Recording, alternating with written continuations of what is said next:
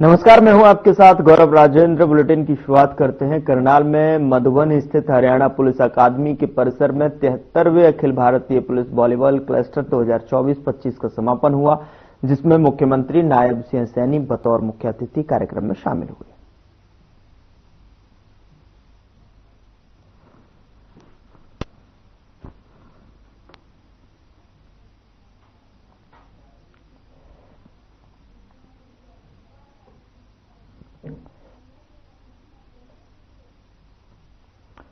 तो volleyball cluster का समापन हुआ। करनाल से तस्वीरें आपकी टेलीविजन स्क्रीन पर, जहां पर कार्यक्रम में शामिल हुए सीएम नायब सिंह सैनी, जहां कार्यक्रम में हौसला अफजाई की और पुरस्कृत और सम्मानित भी यहां पर उनके हाथों खिलाड़ियों को किया गया।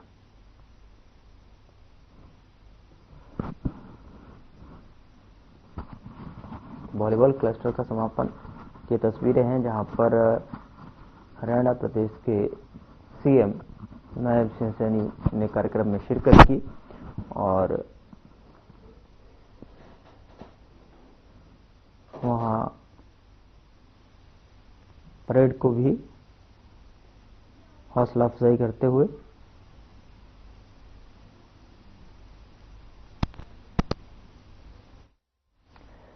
इस बीच बड़ी खबर का रुख करते हैं। बड़ी खबर हरियाणा से, जहां पर हरियाणा निकाय चुनाव के नतीजे अब जो है थोड़ी देर में आने शुरू हो जाएंगे और आपको बता दें कि मतगणना शुरू हो चुकी है, थोड़ी देर में शुरू।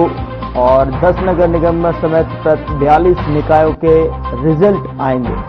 19 राउंड में सभी 365 बूथों की काउंटिंग होगी। बड़ी और अहम जानकारी अब तक पहुंचा रहे हैं। इस तरीके से जो है निकाय चुनाव नतीजे जो है अब से कुछ देर में आने शुरू हो जाएंगे। 19 राउंड में 365 बूथों की काउंटिंग होगी। छोटी सरकार के बनने का दिन है आज। इस उम्मीदवारों के भाग्य का फैसला जो है अब से कुछ देर में होना शुरू होगा और ऐसे में जो है लगातार इसी दिन का इंतजार था। हरियाणा प्रदेश की अगर बात की जाए, जब से जो है छोटी सरकार के रूप में जो है सभी पार्टियों ने अपने एड़ी चोटी का जोर लगाते हुए तमाम वादे जो है धरातल पर किए, क्योंकि स्थानीय चुनाव को लेकर जो है जिस तरीके से वोटिंग की गई थी उसको देखते हुए सभी पार्टियों ने एड़ी चोटी का जोर लगाया। लेकिन आज नतीजों का दिन। खबर में आगे बढ़ते हैं। हरियाणा बजट सत्र के तीसरे दिन राज्यपाल के अभिभाषण पर चर्चा हुई और इस दौरान कई मुद्दों पर चर्चा हुई है। वहीं चर्चा के दौरान कई मुद्दों पर हंगामा भी हुआ। इस दौरान विधानसभा डिप्टी स्पीकर कृष्णलाल मिड्ढा ने क्या कुछ कहा, आइए आपको सुनाते हैं। जलेबियों से यह मजाक चलता हुआ, गोहाना की जलेबियों का मजाक होता हुआ ये गलत रास्ता पकड़ गया, जिसको ऐसा नहीं होना चाहिए था। क्योंकि मैं ये कहूंगा कि सदन में मर्यादा नहीं रखी गई। सभी विधायक और सभी मंत्रीगण अच्छे से सदन चल रहा था, लेकिन मजाक कब गलत रास्ता पकड़ गया ये पता ही नहीं लगा। और इस बात के लिए हमारे अध्यक्ष महोदय ने भी और मैंने भी और हुड्डा साहब ने भी इस बात का ऐतराज उठाया कि ये गलत है। और अब उम्मीद करेंगे कोई भी विधायक, कोई भी मंत्री मर्यादा को लांघने की कोशिश नहीं करेगा। ये खुले शब्दों में कहने का काम किया है। मान्य सदस्यों को या कोई भी टिप्पणी करनी हो तो, क्योंकि लोग दूर सुन करके आते हैं, वो तो ठीक ही होनी चाहिए। बाकी मैं तो उस टाइम कुछ सदन में था नहीं, जो कोई आप ऐसी बात कर रहे हैं। उस टाइम मैं चाय के लिए गया हुआ था। नोकझोंक होगी दोनों के बीच में, दोनों भाजपा नेता हैं, सीनियर नेता है, वो जी दोनों सीनियर नेता है। कोई छोटी मोटी कोई बात हो गई होगी और कोई ऐसी विशेष बात को नहीं, दोनों ही हमारे सीनियर नेता है। हरियाणा राज्य तकनीकी सलाहकार समिति की चेयरमैन सुमिता मिश्रा ने चंडीगढ़ में जो है समिति की 54वीं बैठक की अध्यक्षता की है। और आपको बता दें कि बैठक में सिंचाई विभाग के अतिरिक्त मुख्य सचिव अनुराग अग्रवाल, कृषि विभाग के महानिदेशक राजनारायण कौशिक और सहित जो है कई लोगों ने शिरकत की। सुमिता मिश्रा ने राजस्व एवं सिंचाई विभाग को निर्देश देते हुए कहा कि वे 15 अप्रैल तक जो है संयुक्त बाढ़ प्रबंधन एवं सूचना प्रणाली तैयार करने का प्रस्ताव भेजें, ताकि हरियाणा राज्य को बाढ़ मुक्त प्रदेश बनाया जा सके। उन्होंने कहा कि 22 मार्च को पंचकुला में जल शक्ति अभियान की शुरुआत की जाएगी।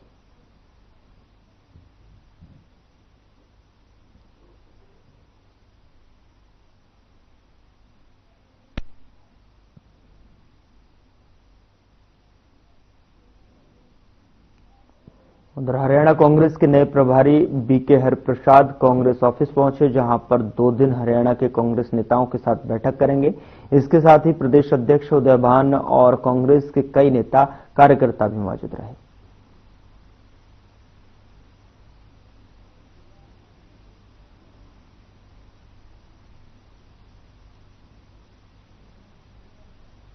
खबर सिरसा से है, जहां पर भाखड़ा ब्यास प्रबंधन बोर्ड की तकनीकी समिति की बैठक पौंग बांध पर स्थित विश्राम गृह में हुई। इसमें इंदिरा गांधी नहर सहित सभी सिंचाई प्रणाली के लिए 20 मार्च तक दिए जाने वाले पानी के शेयर का निर्धारण किया गया। 21 मार्च को चंडीगढ़ में फिर रिव्यू मीटिंग होगी और पौंग बांध पर हुई बैठक में आईजीएनपी के लिए जो है सिर्फ पानी का ही निर्धारण किया गया है। और बांध, आपको बता दें कि जलस्तर डाउन होने का हवाला देते हुए बीबीएमबी ने वर्तमान में चल रहा 2850 क्यूसेक पानी देने का पर जो है सहमति जताई है, यानी कि किसानों को सिंचाई के लिए पानी नहीं मिलेगा।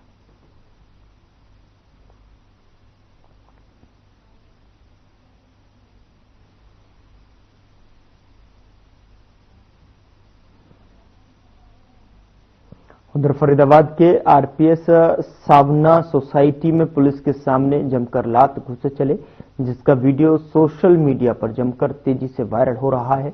यह घटना फरीदाबाद के बीपीटीपी थाना क्षेत्र के अंतर्गत की बताई जा रही है।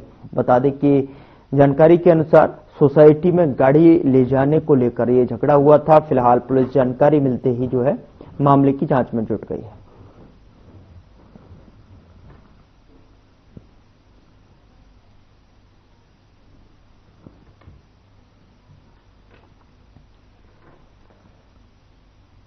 उधर सोमवार देर रात करीब 1:30 बजे भूना क्षेत्र में फतेहाबाद रोड पर एक दर्दनाक हादसा हो गया। एक स्कॉर्पियो गाड़ी अनियंत्रित होकर डिवाइडर से जा टकराई और पलट गई।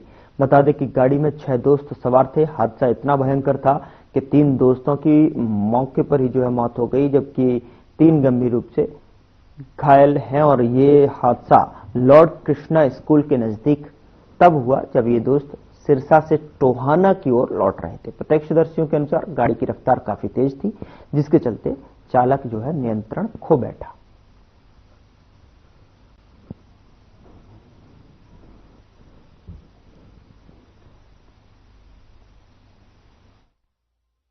उधर फरीदाबाद में नवविवाहिता की मौत के मामले सामने आया है। आपको बता दें कि लड़की के परिवार वालों ने ससुराल पक्ष पर हत्या का आरोप लगाया है। बताया जा रहा है कि युवती की 10 दिन पहले ही शादी हुई थी। मरने से पहले विवाहिता ने परिजनों के पास फोन किया था, ससुराल पक्ष पर मारपीट का आरोप लगाया था। साथ ही कहा था कि परिवार वाले उसे जल्द ही यहां से ले जाएं। जब तक परिजन अपनी बेटी के पास पहुंचते, उससे पहले ही बेटी की मौत की खबर उन्हें मिल गई। फिलहाल पुलिस ने शव को कब्जे में लेकर जो है आगे की जांच शुरू कर दी है। परिजनों का आरोप है कि ससुराल वाले दहेज में सोने की 4 चूड़ियां और नकदी की मांग कर रहे थे। शादी के बाद से ही दहेज को लेकर बेटी के साथ मारपीट की जा रही थी।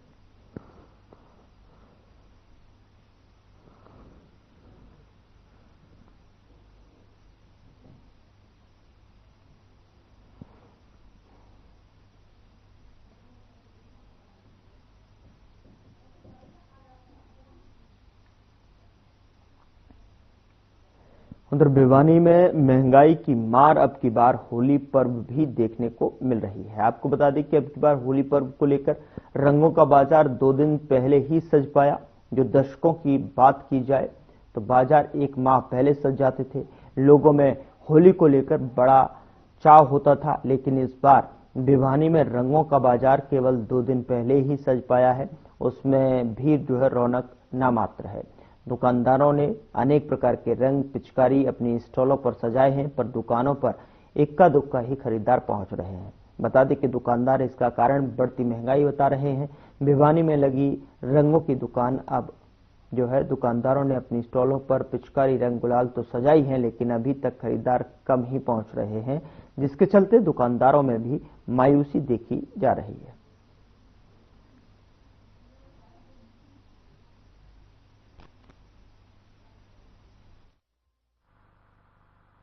रौनक थोड़ी सी कम है, पहले ज्यादा होती थी। अब उतना मार्केट में रौनक नहीं है। पहले बढ़िया रौनक देखने को मिलती थी, काफी दिन पहले मतलब अच्छी रौनक होती थी। अभी तो मतलब मतलब होली नजदीक आने को रखी है, लेकिन खरीदारी को देखा जाए तो हमारे पास इतना माल है, इतने आइटम्स है होली को लेके, लेकिन खरीदने वाले कम है। वैसे खरीदारी महंगाई के बारे में तो ये जी, पहले 50-60 में बच्चे के गुलाल वगैरह सब कुछ आ जाया करते, बड़े भी इंजॉय कर लिया करते। अब 200 से कम तो पिचकारी नहीं, गुलाल वगैरह, बड़े तो अपना मन मार रहे, बस बच्चे के लिए बस थोड़ा नू है, बच्चे जिद करे उनके लिए आना पड़ रहा ना। तो वैसे कोई होली का त्योहार है नहीं, फसल वगैरह वह रुकी पड़ी है, मतलब बनाए तो किस उस पर बनाए।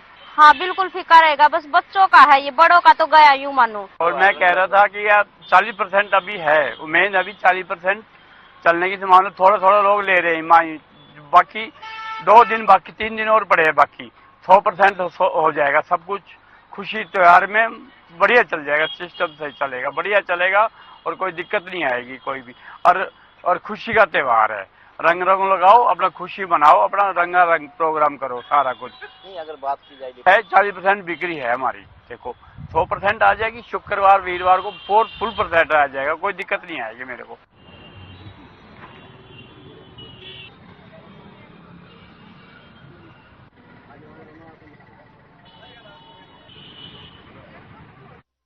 नागल चौधरी के गांव अकबरपुर की बेटी कंचन सहरावत ने 24 साल की उम्र में आर्मी अफसर बनकर अपने गांव और क्षेत्र का नाम रोशन किया है। बता दें कि गांव पहुंचने पर ग्रामीणों द्वारा ढोल नगाड़ों और डीजे के साथ भव्य स्वागत किया गया। कंचन ने अपनी एनडीए की ट्रेनिंग पूरी करने के बाद सेना में लेफ्टिनेंट का पद ग्रहण कर लिया है। जहां समारोह में बतौर मुख्य अतिथि पहुंचे पूर्व सिंचाई मंत्री डॉक्टर अभय सिंह ने बेटी को आशीर्वाद देकर उज्जवल भविष्य की कामना की। बता दें कि आसपास के गांवों से भी हजारों लोग जो है इस अवसर पर मौजूद थे। सभी 36 बिरादरी की तरफ से कंचन को पगड़ी पहनाकर सम्मानित किया गया। तो वहीं कंचन ने 2023 में पूरे भारत में तीसरा स्थान हासिल करके सेना में शामिल हुई थी। उनकी इस उपलब्धि के पीछे उनके पिता और दादा का हौसला अफजाई भी एक महत्वपूर्ण कारक रहा है। उन्होंने अभिभावकों से भी अनुरोध किया कि वे अपनी बेटियों का सहयोग करें ताकि वे सेना में जाकर देश की सेवा कर सकें।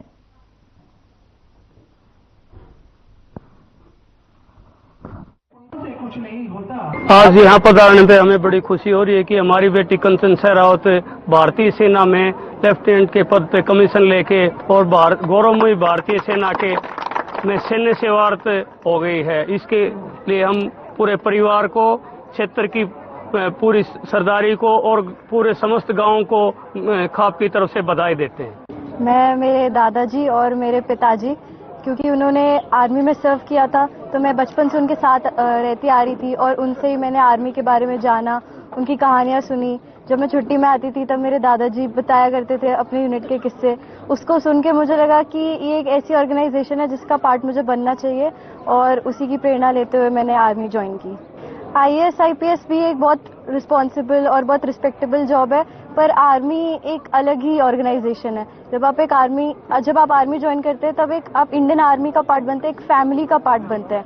आप बहुत सारे अपने जवान, अपने साथ के अफसरों के एक फैमिली मेंबर बन जाते हैं और जिनका जीना मरना रहना सब आपके साथ रहता है।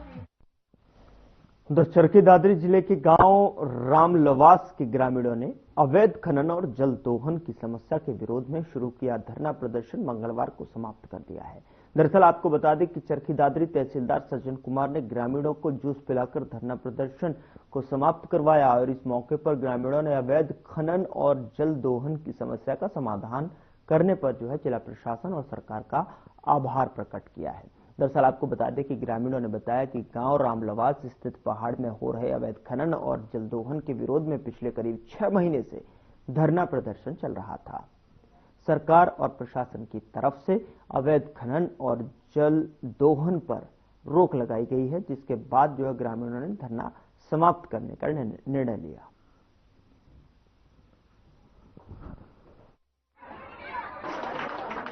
हमें आश्वासन दिया है कि आपकी जो मांगे हैं वो हम जल्दी उनको अमलीजामा पहनाने का काम करेंगे और पूर्ण करेंगे, ठीक है। और जो अवैध खनन और दोहन जो था वो बंद हो चुका है, सरकार ने उसके ऊपर स्टे कर दिया है, सरेंडर के लिए ठेकेदार ने उसको सरेंडर कर दिया है, ठीक है। और आगे के लिए भविष्य में जो हमारा रॉयल्टी बची हुई थी उसके लिए भी हम आज के दिन सुप्रीम कोर्ट में खड़े हुए उसके अगेंस्ट।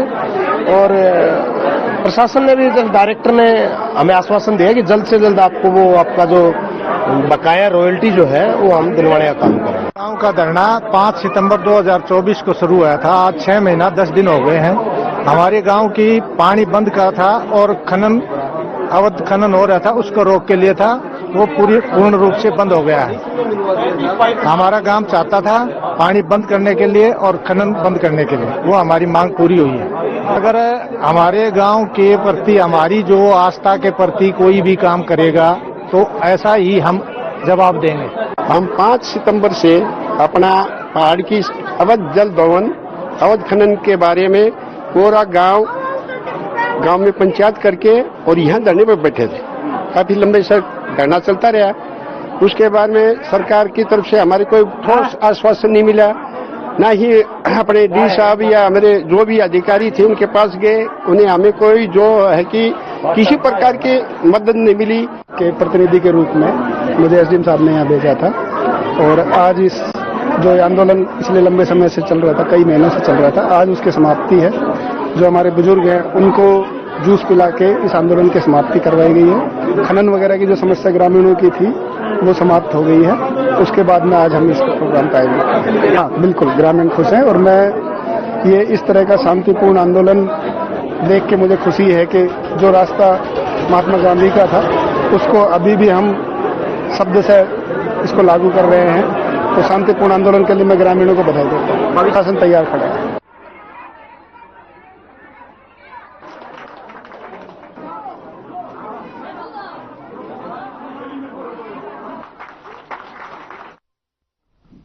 उधर कुरुक्षेत्र में शाहबाद के गांव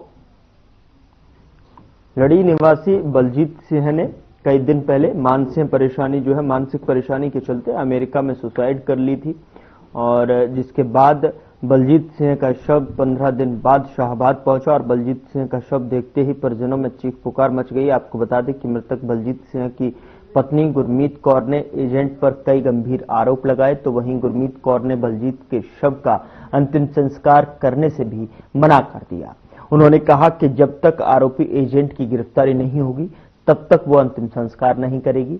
मृतक की पत्नी गुरमीत कौर ने कहा कि एजेंट ने उनसे 45 लाख रुपए भी लिए थे और उनको अवैध तरीके से अमेरिका भेजा था और उनके पति को कई तरह से मानसिक तौर पर परेशान भी किया था, जिसकी वजह से उनकी पत्नी ने सुसाइड कर ली।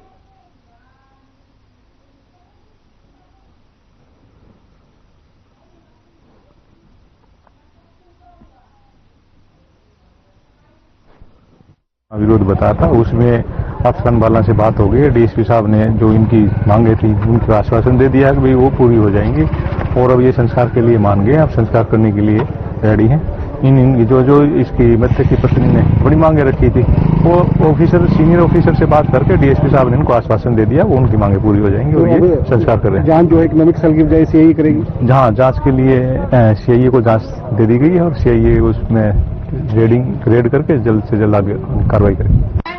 एजेंट सी मनोज कुमार उर्फ मोजी वो मेरे अखां दे मूहरे अरेस्ट होना चाहिए है। हथकड़ी ला के प्रशासन उसनूं मेरे सामने लियाए, सलाखा के पीछे भेजे तां मैं अपने हस्बैंड का संस्कार करांगी।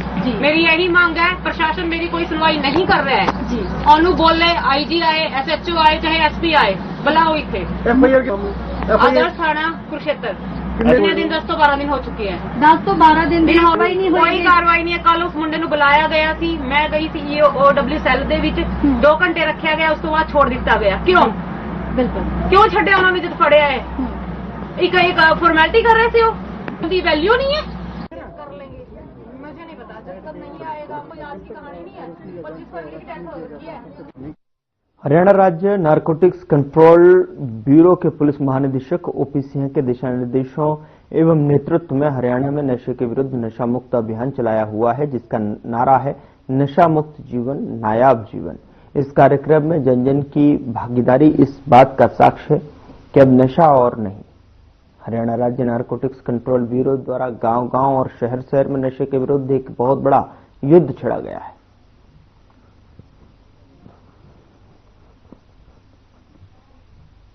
मुक्त जीवन नायाब जीवन, मैं Vishakha DAV police public school Kurukshetra की ओर से एनसीबी हरियाणा के ब्रैकेट चैलेंज को स्वीकार करती हूं और अपने समस्त देशवासियों से आग्रह करती हूं कि वे भी अपना नशा मुक्त जीवन जिएं और समस्त प्रदेशवासियों को भी ये प्रेरणा दे कि हम सब नशा से दूर रहे, अपने बच्चों के अंदर भी ये आदतें डालें कि जिससे हमारा परिवार, हमारा समाज सब कुछ नशा से दूर रहे और अपना अच्छा जीवन व्यतीत करें। धन्यवाद।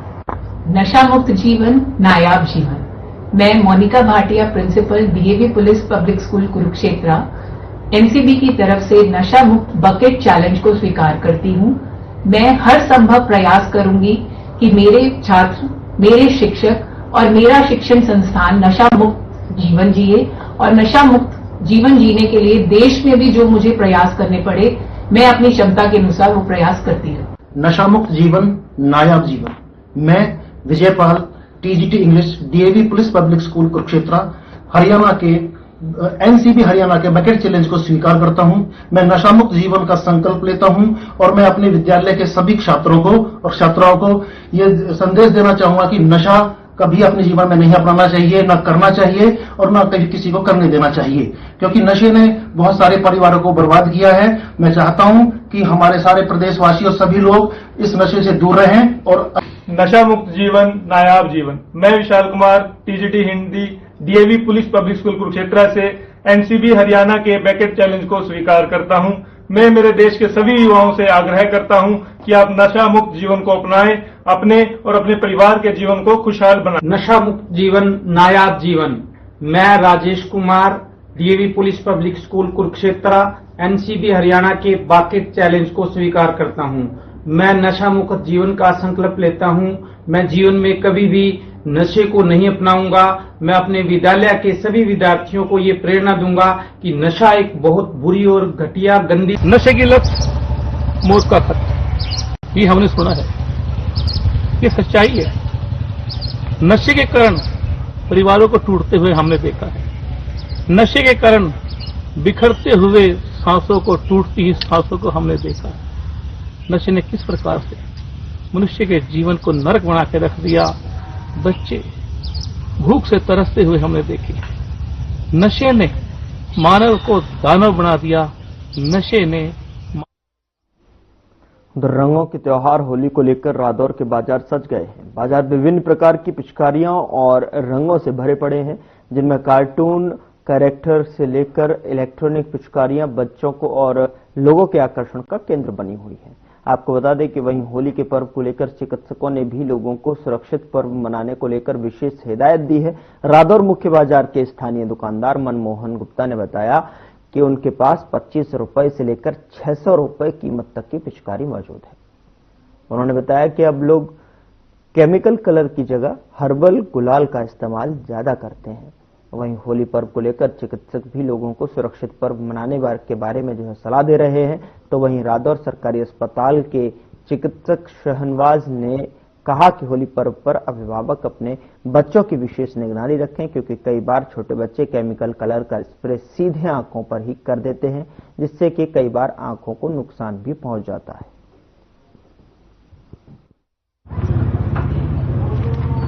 होली पर हर प्रकार की पिचकारी आई है, छोटी से लेकर बड़ी तक। छोटे छोटे बच्चों के लिए इलेक्ट्रॉनिक पिचकारियां और बड़ों के लिए बड़ी पिचकारियां भी आई हुई है।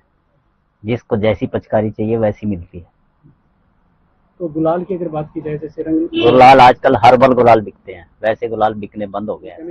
केमिकल वाले नहीं, अब तो शुद्ध आते हैं, पैकिंग वाले गुलाल बिकते हैं अब तो हर्बल के। कीमत तो 25 रुपए से लेकर और 500-600 रुपए तक की पिचकारी उपलब्ध है। देखिए, होली के लिए ये है कि जितना आप प्यार से मनाओगे उस त्योहार को, उतना ही अच्छा रहेगा। अब लोग आजकल ऐसे केमिकल आ गया, स्प्रे आ गई ऐसी लोग सीधा दे के उसको मुंह पे मारते हैं, आंखों में मारते हैं। उससे क्या लोगों की आंखें तक खराब हो रही हैं। और छोटे बच्चों को, विशेष तौर पे जो छोटे बच्चे हैं, उनको थोड़ा घर के अंदर ही रखे, प्यार से मनाए, उनको सिखाएं कि भाई कैसे प्यार से मनानी होती है, अपने निगरानी में रखें उनको। बच्चों पे माँ बाप का फर्ज बनता है थोड़ा कंट्रोल रखने का, क्योंकि ये चीजें जो केमिकल वगैरह, ज्यादा तेज केमिकल स्प्रे वगैरह, ये बच्चे ही इस्तेमाल करते हैं, बड़े तो करते नहीं है।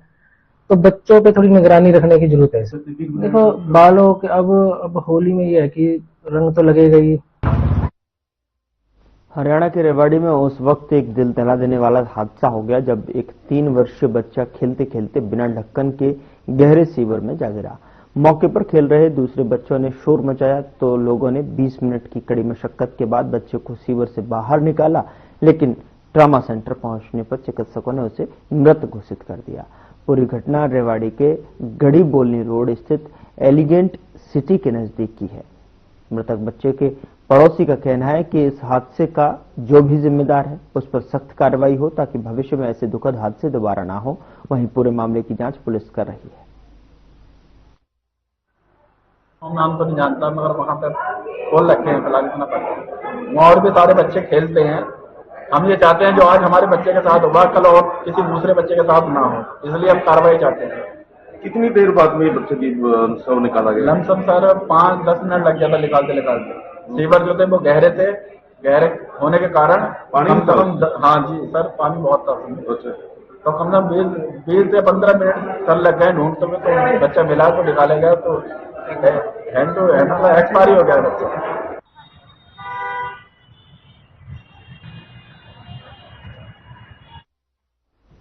फिलहाल बुलेटिन में इतना ही। नमस्कार।